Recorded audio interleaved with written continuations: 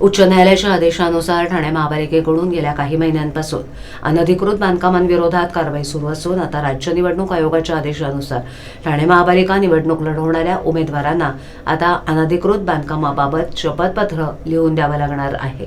आम्ही अनधिकृत बांधकाम केलेलं नाही आणि निवडून आल्यावर बांधकाम केल्याचं सिद्ध झालं तर नगरसेवक पदास अपात्र ठरेल असा उल्लेख उमेदवार आणि त्यांच्या पत्नीला करावा लागणार आहे।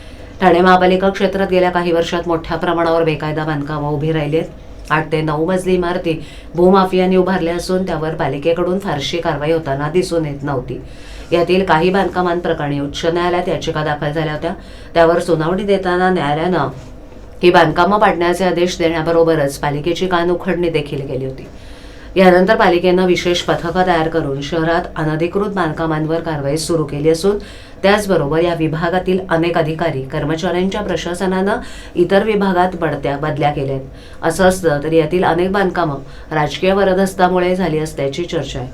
असं असतानाच आता राज्य निवडणूक आयोगाच्या आदेशानुसार ठाणे महापालिका निवडणूक लढवणाऱ्या उमेदवारांना आता अनधिकृत बांधकामाबाबत शपथपत्र लिहून द्यावं लागणार आहे। लोकसभा, विधानसभा, स्थानिक स्वराज्य संस्था किंवा इतर निवडणुका लढवण्यासाठी उमेदवारांना अर्जासोबत एक शपथपत्र द्यावं लागतं।